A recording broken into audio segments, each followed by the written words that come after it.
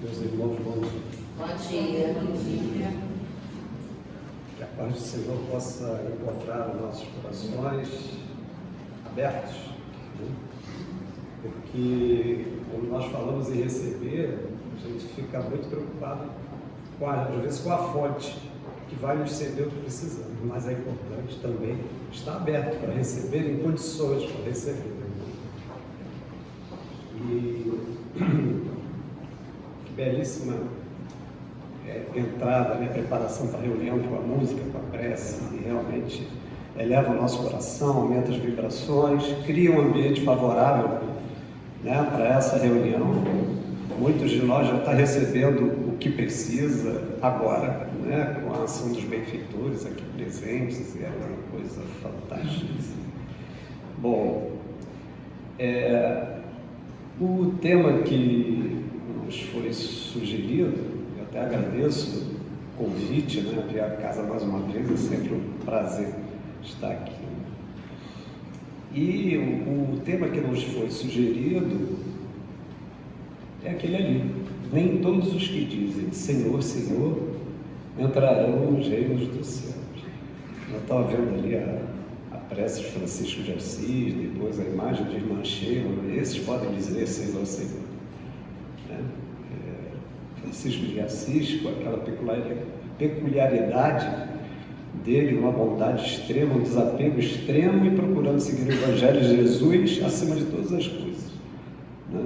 Segundo as biografias que abordam a vida de Francisco de Assis, toda e qualquer dificuldade ele se guiava pelo Evangelho de Jesus. Todos. Quando o irmão chegava a ele buscando uma solução, a sugestão dele era sempre seguir o Evangelho de Jesus, né? Porque nem sempre a gente tem respostas imediatas a todas as demandas que nos chegam. E às vezes é difícil mesmo lidar com algumas questões da vida. Então, o Evangelho de Jesus é um excelente norteador, né? Como alguns outros textos, até vindo de algumas outras religiões que não necessariamente as religiões cristãs, também trazem lá o seu conteúdo de valor e que, no fundo, sempre buscam a melhoria do homem e ajudá-lo a se guiar para o caminho, independente da dificuldade que surge. Nós, às vezes, pedimos muito para que nos seja dado soluções para problemas. Né? Às vezes, a solução não chega até nós do jeito que nós queríamos, né? Gostaríamos. Mas uma vez um benfeitor, um espírito, que não é da doutrina espírita, de uma outra vertente religiosa, da Umbanda, se manifestando através de um preto velho, ele sempre era muito solicitado, né? E aí uma vez um rapaz chegou para ele e perguntou assim: puxa, mas como tem gente que lhe procura? Como o senhor ajuda tanta gente, né? Como o senhor resolve o problema das pessoas? Então, a sua demanda é muito grande. Aí ele falou: não, meu filho, eu não resolvo o problema das pessoas.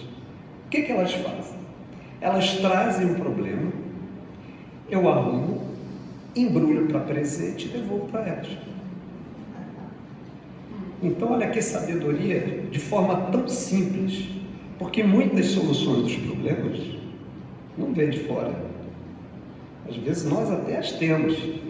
É que, às vezes, em muitas situações nós ficamos tão preocupados, né? E às vezes tão angustiados, que a nossa mente embota e o nosso coração, às vezes sofrido, não permite que a luz que ilumina a nossa mente se manifeste. E às vezes até a assistência dos próprios benfeitores, como mesmo eles dizem, que às vezes eles estão perto, estão ao nosso lado nos momentos mais difíceis. Mas às vezes a gente, por dificuldade mesmo, né, por debilidade, por nossas fraquezas, a gente fica tão envolto naquilo que não conseguimos ouvir as orientações que nos chegam, né? Mas uma coisa é certa: o amparo nunca nos falta. A solução dos problemas nem sempre é a que queremos, mas é a que precisamos, né? Às vezes não vem uma solução, mas vem a força para enfrentar. Vem a luz para iluminar o caminho que nos faz ter melhores escolhas, né? Agora, o desamparo nunca nos falta, né? Todos esses benfeitores trazem essa informação, e baseado nela que nós nos fortalecemos. E no nosso fortalecimento nós continuamos escolhendo as nossas demandas, os nossos caminhos. Somos espíritos, não somos a estrutura biológica, portamos uma estrutura biológica, mas somos espíritos. Trazemos em nós a essência do Pai porque fomos criados por Ele, natural. Então, se trazemos essa essência, trazemos todas as possibilidades de crescer e nos desenvolvermos. Como já estamos na fase hominal, nos é concedido o livre-arbítrio que anda aí um pouco caminhando junto com os nossos instintos. À medida que evoluímos moralmente, aproveitamos melhor os nossos instintos, nos ajudando a ter ações, atitudes mais bem modulada com as nossas necessidades. Quando nós não temos, às vezes, estamos passando por um processo de desequilíbrio, as nossas escolhas não são tão boas. Por isso que, até mesmo entre os religiosos, nem todos os que dizem Senhor, Senhor entrarão no reino de Deus, dos céus. Então, o Evangelho é um tema do Evangelho, abordado pelo Evangelho segundo o Espiritismo. Então é interessante que a gente comece a pensar um pouco nisso, porque isso é uma chamada de atenção, né, de como nós estamos entendendo o Evangelho, como nós estamos praticando os ensinamentos que nos é dado, como através da nossa caminhada nós estamos seguindo os caminhos baseados naquilo que nós introjetamos e entendemos do Evangelho, né? Todos os textos, muitos textos religiosos são muito mal interpretados e, consequentemente, as consequências dessas más interpretações cede à natureza material do homem, né? Quando muitos de nós querem, por exemplo, barganhar com Deus, né? Não, eu vou pedir a Deus para que me ajude nessa dificuldade. Em troca, eu vou lá distribuir uma sacola, vou distribuir uma quentinha. Existe muito esse sentimento, né, de toma lá, dá cá. E tem pessoas que dizem assim, eu vou para a casa espírita fazer caridade. Equívoco. Craso. Nós não temos, no fundo, condições de avaliar se estamos fazendo caridade ou não. E não temos que ter essa preocupação, porque os benfeitores, eles sabem. Porque a ação deve vir acompanhada de um sentimento. Se esse sentimento rege a ação, se esse sentimento é muito bom, talvez na prática de assistência social com regularidade a gente venha desenvolver o amor ao próximo, né? Aí sim, aí a gente pode pensar numa ação caridosa, mas no fundo só Deus sabe se nós somos caridosos ou não. Então o que nós fizermos em termos de assistência social não deve vir acompanhado dessa preocupação nem barganhando com Deus. A gente tem que ter um sentido comum, que é o que nos falta hoje, né? Nos vermos como humanidade. Humanidade. Nós não somos únicos aqui. A nossa vida não está totalmente desvinculada da vida do nosso vizinho. Vivemos em sociedade. As sociedades criam grandes sociedades, essas grandes sociedades criam humanidade. Quando nos é dito que nós somos coparticipantes da criação, alguém pode pensar, não, mas você está nos grandes espíritos que estão trabalhando pelo universo. Só que o universo tem várias dimensões. Existe um macro-universo e existe um micro-universo. Nós estamos aqui no micro-universo. Então façamos aqui, tentando nos melhorar e ajudar ao máximo possível aqueles que estão ao nosso retorno, ao nosso entorno. E as nossas ações, que deveriam ser movidas por bons sentimentos, que modulam pensamentos e que criam planejamentos e acabam gerando ações no bem comum, isso é coparticipar da criação, né? Às vezes, muito se fala que nós estamos aí à beira da mudança, né? Da passagem de um planeta de expiações e provas para um planeta de regeneração. E muitos de nós pensam nisso como se fosse assim: vou dormir hoje, amanhã está tudo bem. Não é. Esse processo não é do mundo espiritual, esse processo é nosso. É nosso, é o que nós fazemos no dia a dia, que vai mudando gradativamente, não virar de páginas, como se fosse simplesmente folhear um livro. Seria fácil, né? Não é Deus que vai determinar assim: amanhã a Terra é um planeta de regeneração. Não é nosso.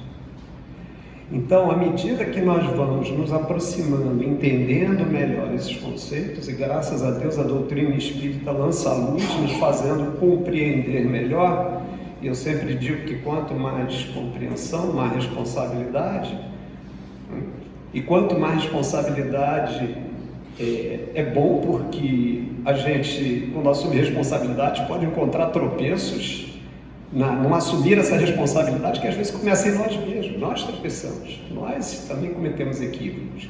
Ruim? Bom, porque quando nós cometemos os equívocos e os reconhecemos, nós nos conhecemos. Para tanto, a partir desse momento, a gente tem a grande oportunidade de tentar se modificar, se melhorar e estar aí caminhando, justamente colaborando para esse processo de transformação que o planeta espera.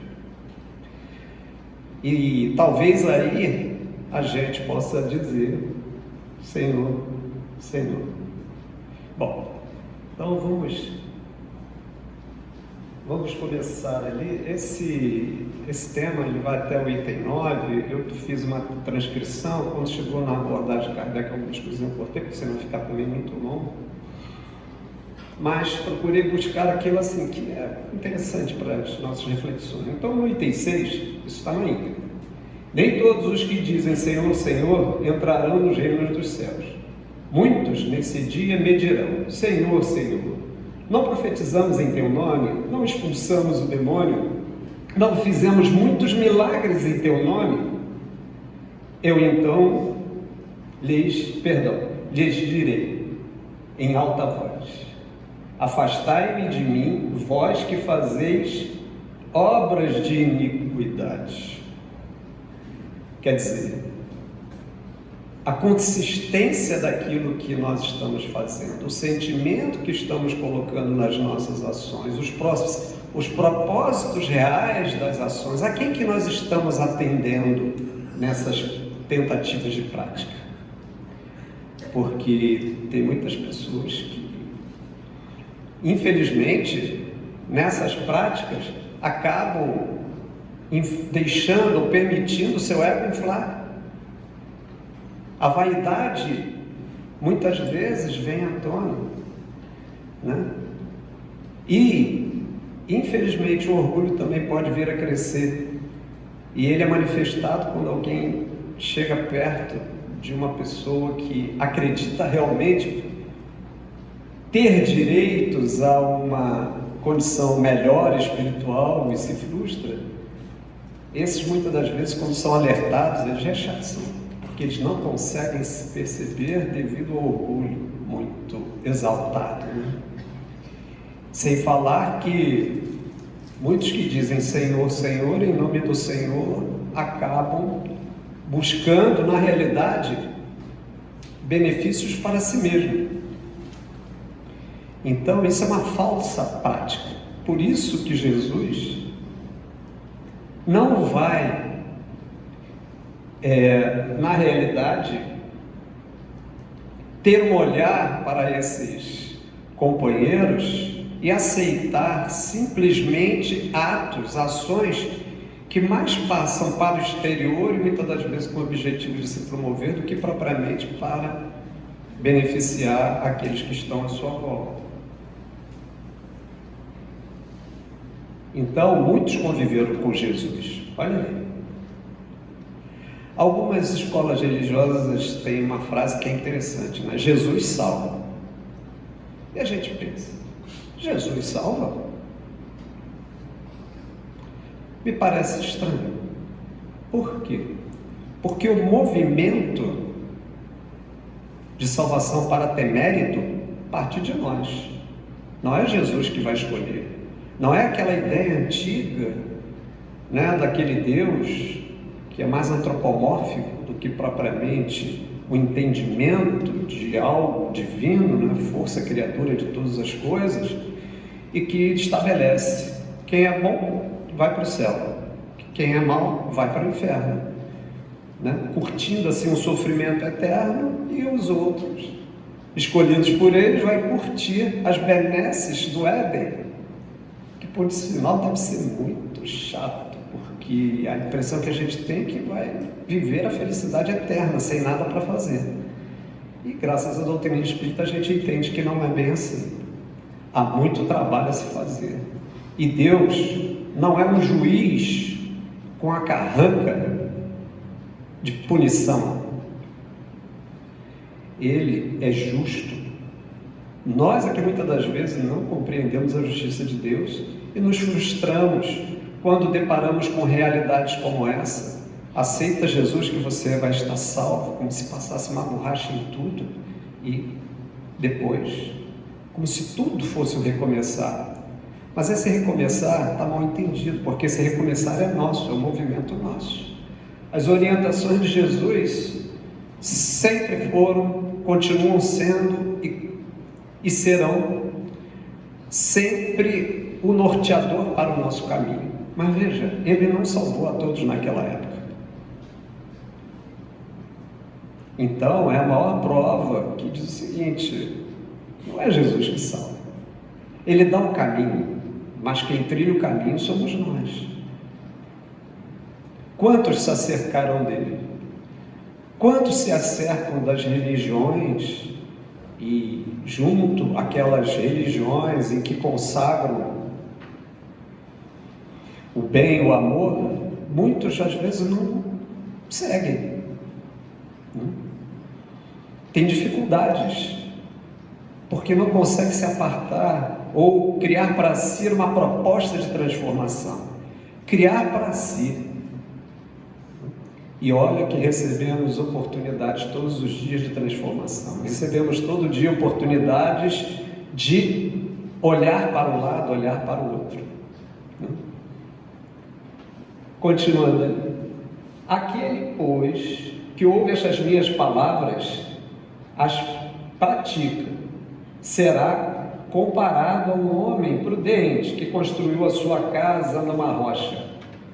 Quando cai a chuva, os rios transbordam, sopram os ventos sobre a casa, ela não ruiu, por estar fincada sobre a rocha. Mas aqueles que ouvem estas minhas palavras e não as praticam, se assemelha a um homem insensato que construiu a sua casa na areia. Quando a chuva caiu, os rios transbordaram e os ventos sopraram e a vieram açoitar, ela foi derrubada, grande foi a sua ruína. Então isso aí está em Mateus, no capítulo 24, versículos 24 e 27, e em Lucas 27. Então, quando nós conseguimos, através da nossa capacidade de entendimento, criar e introjetar essas informações que nos são dadas pela religião de forma coerente, clara, racional, ela nos permite um entendimento maior e melhor A gente tem uma tendência ainda humana, talvez resquício até do predomínio da memória e da herança das religiões cristãs, ainda se encantar muito com o maravilhoso. Nós ainda somos muito sujeitos ao encantamento, né, dos milagres, das probabilidades das curas inesperadas, né, da salvação, né, dessa autossalvação. Então, a gente sempre tem a tendência a buscar as facilidades. Só que quando a gente começa a entender melhor, a gente vê que o caminho não é bem esse. Ah, ele é muito mais penoso? Não, muito pelo contrário. Se eu entendo o que é a vida, para que me serve a experiência enquanto encarnado, qual o meu papel aqui e qual é o reflexo disso para o futuro, fica muito mais fácil, né? Se eu entendo que eu sou espírito, criado por Deus, e que para eu evoluir, eu preciso passar por várias experiências através do processo reencarnatório, que é uma lei, que na realidade se traduz na grande esperança, que nos afastando da ideia da punição, porque a gente tem sempre oportunidade de recomeçar. E, consequentemente, passar a limpo as nossas dificuldades, passar a limpo as dificuldades que criamos para outros espíritos no passado, ou até mesmo no presente, haverá sempre oportunidades de reconciliação. Se renova a esperança a cada reencarnação como grande oportunidade de renovar-se. Claro que esse processo não é um processo curto. Mas o que é um processo curto? O que é um processo longo? Considerando que nós somos imortais. O que é curto? O que é longo? Somos imortais, mas não somos eternos. Eternos é Deus, não teve princípio. Não há como conceber. Não há como conceber Deus por causa da nossa condição ainda muito infantil, né? Um dia vamos conseguir conceber a Deus, entender a Deus. Isso dito pelos próprios benfeitores. Agora somos imortais. Tivemos um princípio, fomos criados por Deus e temos aí um processo grande de possibilidades de melhoria. E a partir do momento que nos melhoramos e nos afinamos com as leis de Deus, aí sim, nós vamos alçando outras paragens, outros planetas mais evoluídos, com cada vez mais responsabilidades, porque a gente não pode pensar que vai sair daqui para um planeta melhor e vai ficar lá tendo boa vida, não. Mas a gente vai distanciando daquele homem que ainda traz instintos materiais tão fortes e vai gradativamente se sublimando, tendo leveza no seu espírito, consequentemente no seu perispírito, consequentemente tendo condições de aportar, reencarnar em planetas mais evoluídos, em que a matéria é muito menos densa. Então ali está a imagem, né, de quando a gente tem essa consciência, e é interessante porque se eu tenho responsabilidade e as minhas ações, o reflexo das minhas ações são positivas, o mérito é nosso. Isso é sinal que nós estamos apreendendo. Então, o mérito é nosso. Nós não somos autônomos, né? Deus não vai fazer com que nós nos transformemos, não vai nos colocar em posição inferior ou superior, sem que haja uma participação nossa. E isso me remete muito a pensar nos processos obsessivos que muitos de nós sofrem, né? E ao ponto de precisarmos tanto de tratamento pela casa espírita, que é um local, as casas espíritas bem orientadas, sérias, são os locais mais capacitados para tratar o processo obsessivo. A gente sabe que um processo obsessivo, ele pode, se for de longa data, maltratar muito a nossa psique, o nosso psiquismo, o nosso corpo físico. Muitas das vezes é necessário até um tratamento médico, sim, e a casa espírita não abre mão disso, né? Os casas espíritas responsáveis.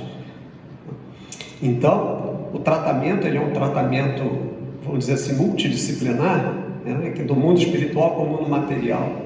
Só que esses processos não são fortuitos, né? As pessoas sofrendo um processo obsessivo, tudo tem um quê e um porquê. Nenhum obsessor vai na rua, a gente está andando, ele vai olhar para a gente assim, hoje é você, eu vou obsediar você.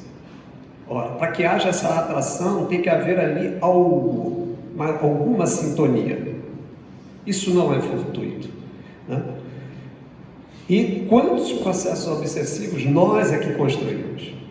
Ou que nós até fortalecemos? De que maneira? Muitas das vezes são relações dificultadas no passado, e esses processos obsessivos podem ser nessa relação de mundo espiritual para mundo material, de mundo espiritual para mundo espiritual, ou seja, para encarnado, para desencarnado, desencarnado, para desencarnado e encarnado, para encarnado e encarnado, e de desencarnado e de encarnado para desencarnado. Porque muitas das vezes encarnados vão durante o sono obsidiar os desencarnados, né? Presos mentalmente, presos por uma qualidade de sentimentos deletérios, enfim. Mas tem sempre um quê e um porquê. E se nós queremos curar, o movimento da cura começa em nós. A casa espírita vai fazer a parte dela, a medicina vai fazer a parte dela, mas a nossa parte a gente precisa fazer, que é a transformação.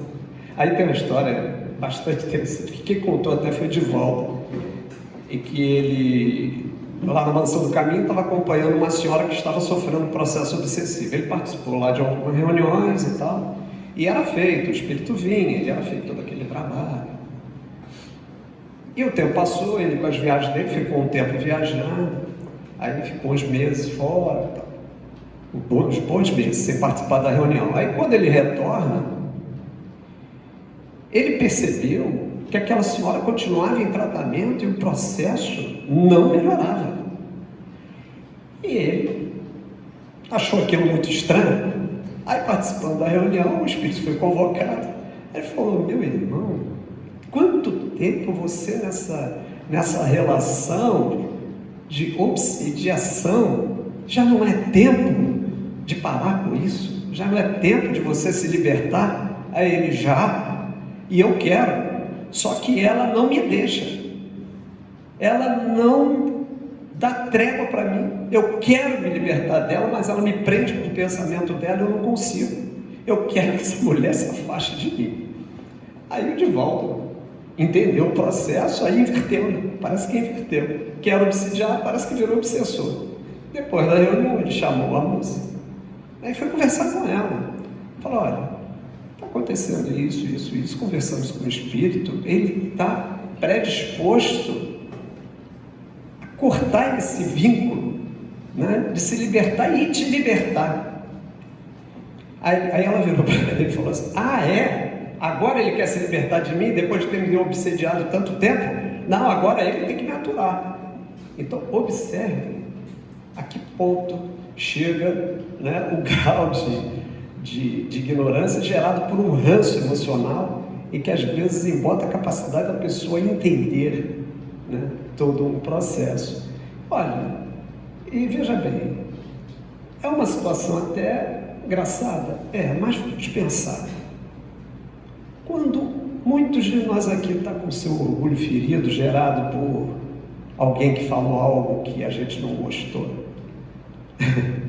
nem sempre a gente vai entender aquilo, reconhecer que é realmente aquele que está falando muitas das vezes não tem compromisso em nos agradar e vai nos dizer aquilo que a gente não quer ouvir.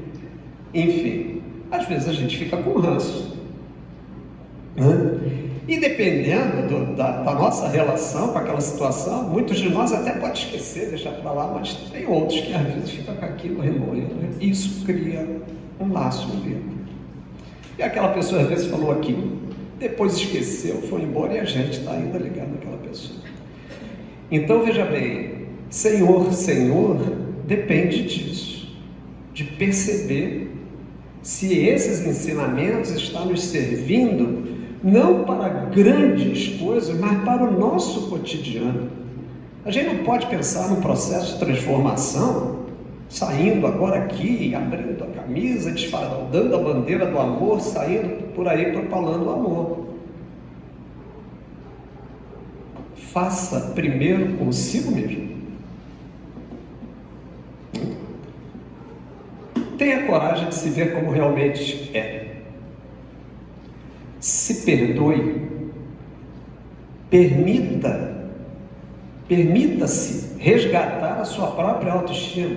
Eu estou falando assim, mas estou falando para mim também, né? Sua autoestima, para que você possa, em se perdoando, tendo um pouco de amor para com você mesmo, porque só vivenciando essas experiências no nosso íntimo e compreendendo, procurando compreender o que está à nossa volta, até baseado nas experiências que já tivemos, a gente começa a ter uma relação com o outro melhor.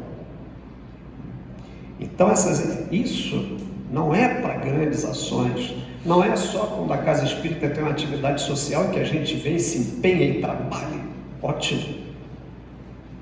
Mas se saiu daqui, da casa espírita, e não mudou nada, tem alguma coisa errada. Se os seus sentimentos, suas mágoas, seus rancores, seus ciúmes, né? Seu orgulho, sua vaidade não começa a ser questionada, pelo menos, veja bem, não é transformação e não é salvação, é processo de modificação gradual, né? E Deus sabe disso, os benfeitores sabem disso. Aí gradativamente a gente vai poder aos poucos ter condições de um dia falar: Senhor, Senhor. O item 8. Aquele que violar um desses menores mandamentos e que ensinar os homens a violá-los será considerado como o último no reino dos céus. Mas aqueles que os cumprirem e ensinar será grande no reino dos céus. Mateus, capítulo 5, versículo 19. Aí tem uma coisinha embutida ali da responsabilidade daqueles que conduzem grupos, que assumem a responsabilidade, muitas das vezes, de organizar grupos com práticas sociais, né? Então esse sentimento, às vezes a gente vê, né, um dirigente de casa espírita, e muitas das vezes solícito, sorrindo, e muitas das vezes está sempre sorrindo, e acha que aquela pessoa é pessoa especial, né? Que um palestrante, né, que tem um verbo, versa muito bem nas coisas que ele fala, que ele se propõe, né, que nos encanta, que nos enaltece até, mas às vezes a gente não sabe o quanto aquela pessoa, para estar naquela função, naquela posição, passa. Quantas dificuldades, quantas lutas diárias, com as dificuldades naturais do dia a dia, com as dificuldades geradas pela proposta de levar um trabalho sério e dificuldades pessoais, porque ninguém está livre de um processo obsessivo, nem a casa espírita, nem a casa espírita. Então, uma responsabilidade absurda. A casa espírita séria sofre investidas que muitas das vezes nós na assistência não fazemos nem ideia.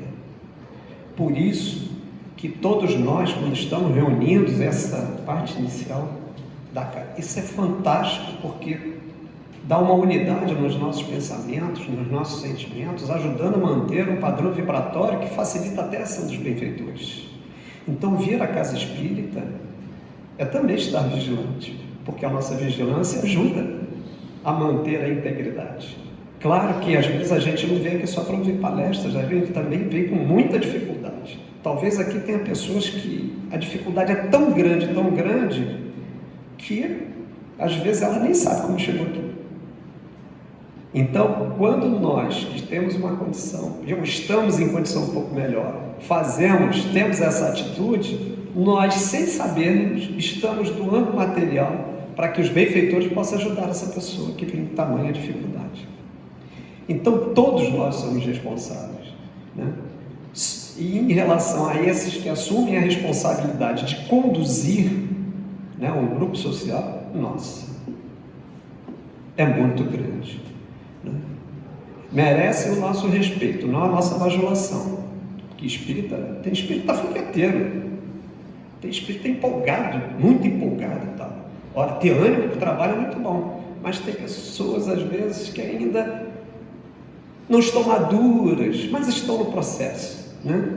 Então, fica endeusando expositor, fica endeusando dirigente, não façam isso. A gente não deve fazer isso.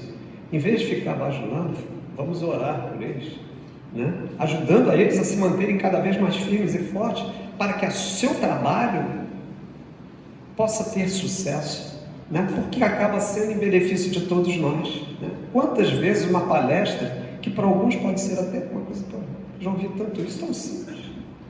Eu vou contar uma particularidade para a gente ter uma ideia disso. Eu, com a minha ex-esposa, nós fomos a Miguel Pereira, passar um final de semana, e lá tinha uma casa espírita. Aí eu virei para ela e falei assim, vamos na casa espírita, vamos assistir uma palestra, no sábado à tarde, casa espírita antiga. Aí fomos lá. Aí teve um rapaz fazendo uma palestra, muito boa por sinal, né? E ao sairmos, nós saímos, entramos no carro, estamos voltando para pousar, ela virou e falou assim, poxa, mas ele falou coisas tão normais, tão simples assim. Acho que ela esperava assim uma palestra daquela de tirar quase, fazer com que a gente se desdobre, não sei. Aí na hora que ela falou, mas veio um pensamento que cortou feito um raio, dizendo assim, pergunta a ela se ela já consegue fazer 20% daquilo que ele sugeriu como prática no dia a dia. Aí eu virei para ela e falei assim, olha, acho que mandaram um recado para você. Aí eu falei para ela pegou, ficou me olhando, foi um silêncio assim, acho que ela caiu assim na real, né? E foi refletindo, claro, né?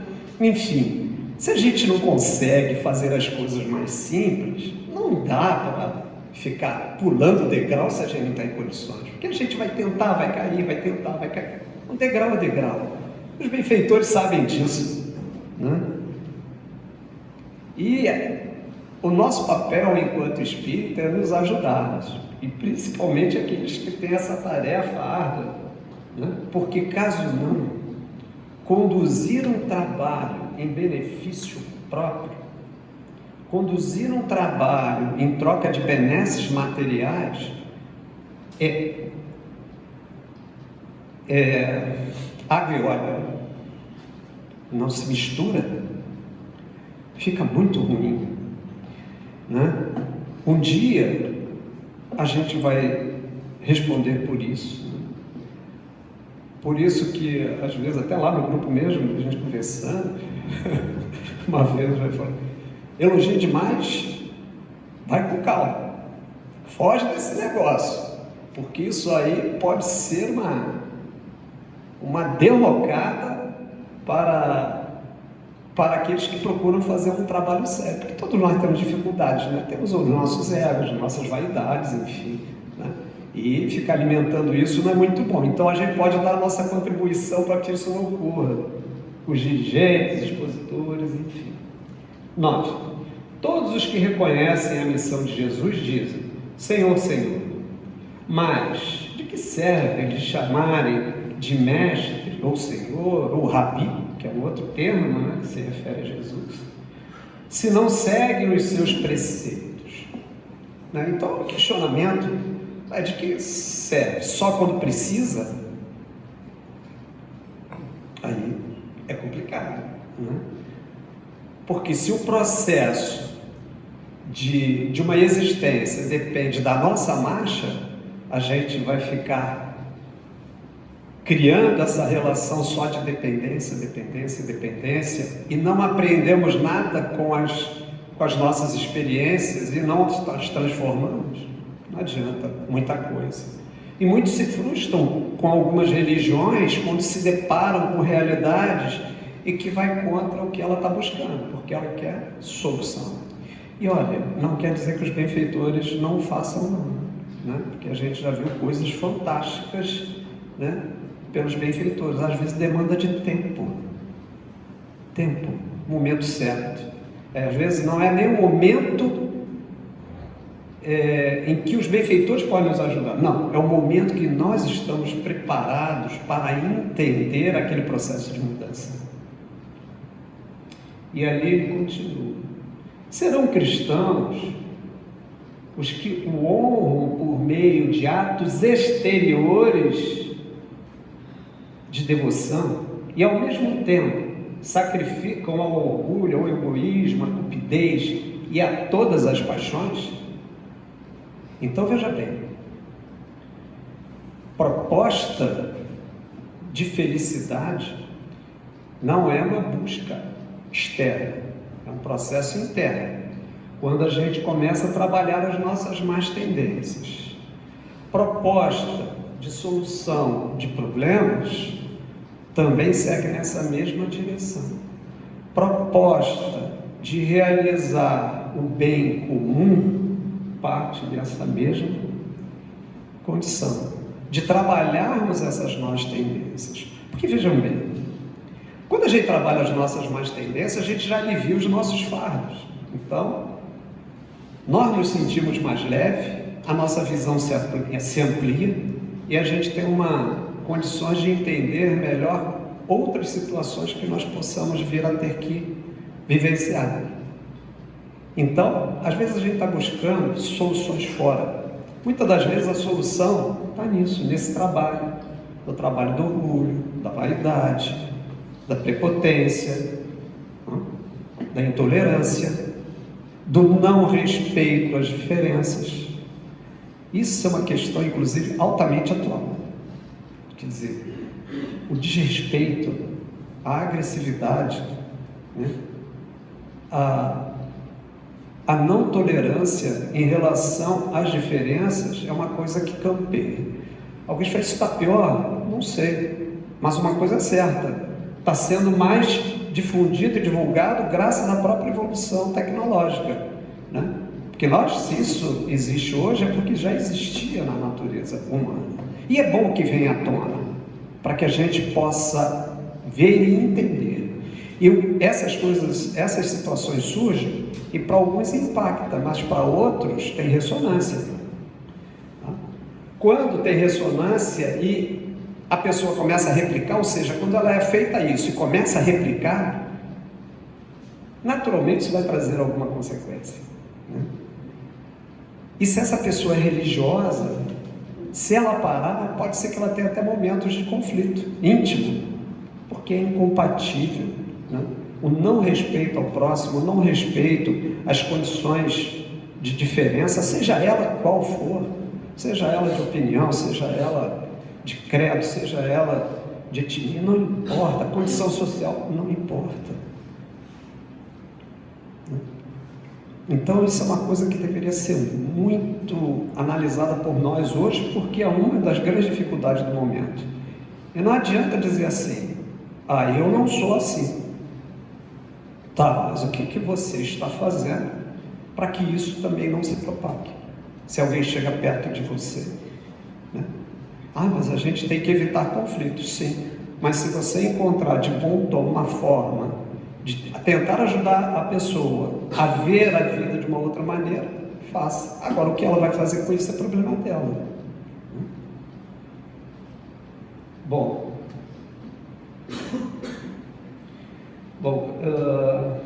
cometeis iniquidade, vós que desmentis com os atos, que dizeis com os lábios, que caluniai o vosso próximo, que espoliais as viúvas e cometeis adultério.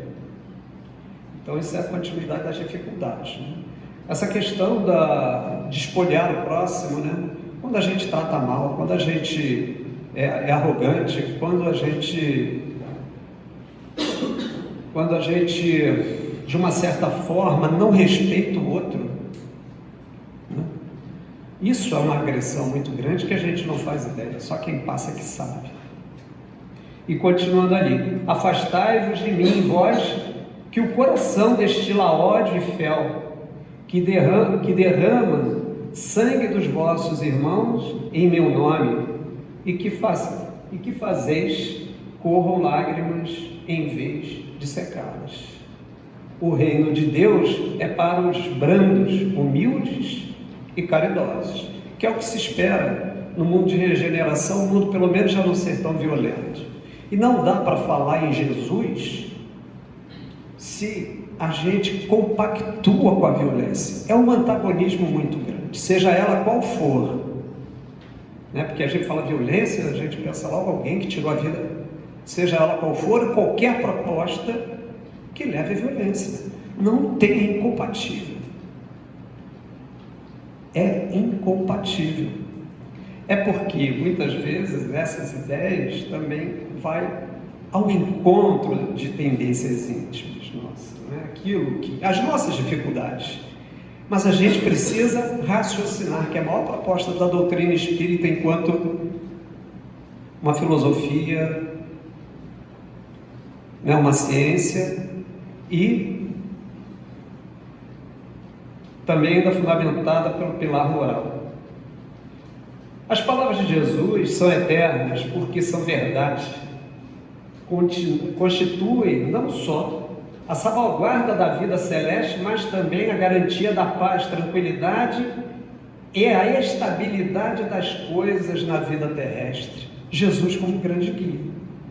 Então, se nós, relembrando novamente Francisco de Assis, né, temos dificuldades e dúvidas, recorramos ao Evangelho, aonde está ali todo o ensinamento moral do Cristo, né? Aonde que a gente vai poder se nortear e avaliar se os nossos pensamentos, os nossos sentimentos e as nossas ações estão de acordo. É claro que, né, nós falamos das dificuldades que trazemos. Jesus sabe, né? Muitas das vezes Jesus e os benfeitores mesmo nos veem como crianças que ainda estão crescendo, né? Que estão caminhando. Agora, o caminho é nossa escolha, né? Nós podemos caminhar em sintonia com Jesus, ou podemos caminhar sem dar a mão a Jesus. É uma escolha nossa, né? Mas não quer dizer que Jesus não esteja ao nosso lado. Ele vai estar sempre ao nosso lado, né? E Ele entende as nossas dificuldades. Agora, perceber a presença de Jesus não é porque nós já estamos simplesmente espiritualmente evoluindo, não, mas é quando nós nos esforçamos, né? Quando nós procuramos nos melhorar a cada dia. Então, naturalmente, essas nossas modificações vão gerar melhores sentimentos, pensamentos mais adequados e vão se traduzir em ações que podem sensibilizar aqueles que estão à nossa volta. Porque, veja bem, dizem, né? Palavras o vento leva, mas um bom exemplo, às vezes, isso marca. Uma boa atitude, isso marca.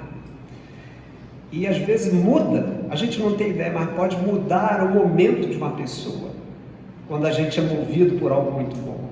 E eu acho que eu já falei isso aqui, eu vou repetir porque para mim é muito marcante essa coisa da modificação. Eu morava bem aqui para ser para Tanguá, estava sem carro e ia para Ipanema trabalhar. Aí já aquela coisa, né, de ônibus que ele demora, então saltei ali na Leopoldina, e esbaforido, apressado, por causa de hora, peguei o ônibus ali que ia para Ipanema e com aquela preocupação, responsabilidade de chegar no horário, aquela coisa, e entrei no ônibus, tinha um trocador, que eu nem olhei para a cara dele, já estava procurando. Quando eu saquei o dinheiro, que eu levantei os olhos, era uma trocadora. Ela abriu um sorriso e me deu um bom dia, que olha, aquele momento mudou meu dia. O sorriso dela, a expressão e o que eu senti em termos de verdade naquilo que ela falou, mudou meu dia. A partir dali eu sentei e relaxei. né? Um sorriso, um bom dia. Isso às vezes a gente não faz. A gente cruza com um vizinho, está no elevador. Né? Às vezes quando dou bom dia, tem gente que bom dia. Quando responde, não responde, mas não é problema nosso. A gente dá o bom dia. Né? Porque muda. Pode às vezes a pessoa nem retrucar. Eu retribuí o bom dia. Mas pode ter gente que não. Mas a gente às vezes não sabe o impacto que aquilo que tu faça. Agora, precisa ser santo para fazer isso? Precisa ser espírito evoluído para fazer isso? Isso faz parte do cotidiano das relações. E diante das dificuldades que vivemos no nosso dia a dia, algumas propostas são muito boas. Fazer amizades. Né? Não julgarmos ninguém nas suas ações e atitudes, porque a gente nunca sabe se a gente estivesse no lugar daquela pessoa, nós íamos ser espíritas suficientes de suportar aquela dificuldade e não ter a mesma atitude com ele, que ela. A gente não sabe. Né? Tem tanto espírita que levam a vida toda, na hora da morte,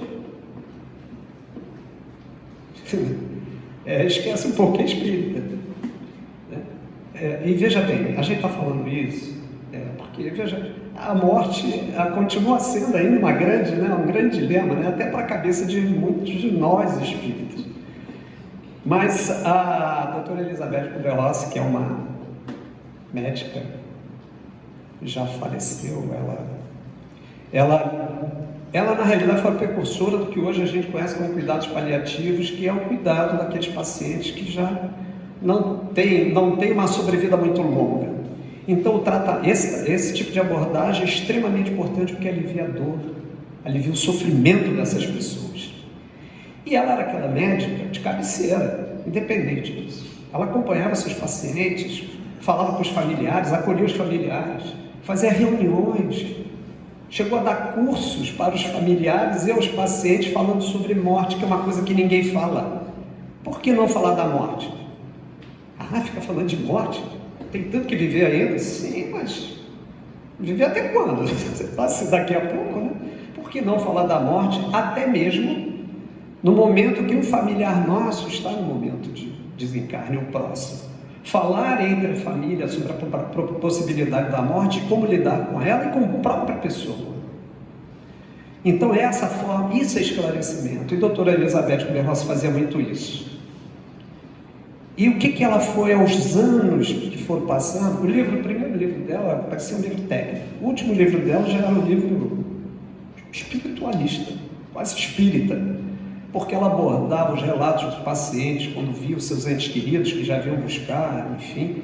Ela tem um livro que é chamado A Luz no Fim do Túnel, justamente por causa dessa possibilidade, dos fatos que ela presenciou de pessoas que anteviam o plano espiritual, ainda encarnado, já em processo de desencarne. E esse papel dela foi muito importante, porque uma das coisas que ela identificou como sendo uma das mais importantes no momento do desencarne, era a dor das dificuldades nas relações. Pessoas que no fundo se amavam, mas que estavam brigadas, e um não ia ver o outro. Né? Aí depois, quando desencarna, eu já ouvi isso. Que pena, eu não tive tempo de dizer o quanto eu o amava. Né? Então, para que essas coisas não ocorram, porque isso apazigua tanto coração, que a pessoa desencarna com mais leveza. Né? Então, está junto ao seu ente querido, acolhendo, né? Conversando sobre as dificuldades que tinham, se perdoando. Nossa, isso é de uma valia para quem vai e uma valia enorme para quem fica, que só eles podem avaliar.